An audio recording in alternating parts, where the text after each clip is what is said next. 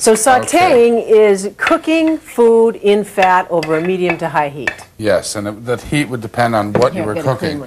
For instance, these veal medallions that we're going to cook next need to be cooked on a very high heat. And I notice you're going to use clarified butter, which is what? What is it? Clarified butter is butter that has the water and the milk solids removed from it. And in the cases if you're clarifying salted butter, it also has the salt. So it's the pure fat from the butter. What's the point?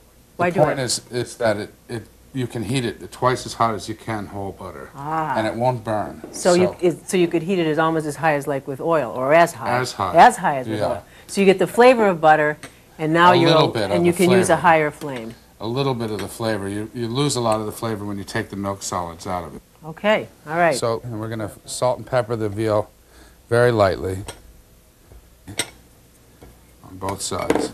And I notice you don't use a shaker. No, I like to use the salt with my fingers. Now, it doesn't matter what kind of fat you use. I mean, there are oils, there's salt pork, there's butter, there's margarine. It matters. It affects the flavor of the food and the temperature that you need to cook at. And certain fats, like sweet butter, has a very low burning point. In other words, you put it in a hot pan, it just burns right away. I've seen your pan gets brown right away. Other oils, like peanut oil, have a really high burning point, and so you can bring them to a very high heat. Olive oil and different vegetable oils, and that's why sometimes we combine butter, whole butter, with vegetable oils. So the butter's for the flavor, the oil so that you can raise the flame under your pan. Yes, and then we'll add the clarified butter to the pan. When it sizzles, you know it's hot.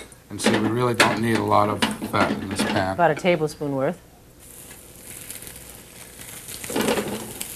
Watch how quickly we are able to saute this meat and get a nice brown on it. Now, you like to use your fingers for the salt. Is that to control the amount? I do. You have total control over it, and I also like So a pinch is really a pinch. Right, and you have control over how much salt you're using. Why kosher? And I like the kosher salt because it's got more texture, so you can really feel what you're using. 30 seconds to get that meat nice and brown. Okay, now while this meat is cooking in the pan, another thing that's happening in this pan is that certain things are beginning to stick to it, and all those good things that stick to the pan are really great to eat. So we want to make sure we get to use those in the sauce. So at this point, I'm going to remove the veal from the dish, and let's save it with those mushrooms over there. Right. I'm gonna. And now you're going to I don't have much fat left. I'm just going to add a little bit of shallots to this. Oh. And that pan's so hot, that's really all it needs.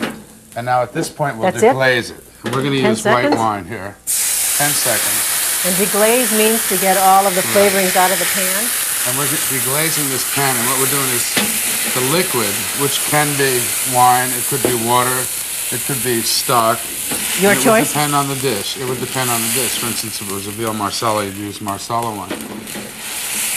The liquid is loosening all these things off the bottom of the pan, and that becomes part of the flavor. At this point, we're reducing the liquid, and you'll see some recipes will call for... Why? Why do we do that? To make a real concentration of flavor. Ah. And now this was, what we did here was we demonstrated how to saute the veal, how to deglaze the pan, right, and then to reduce the liquid. And how much do you reduce it to?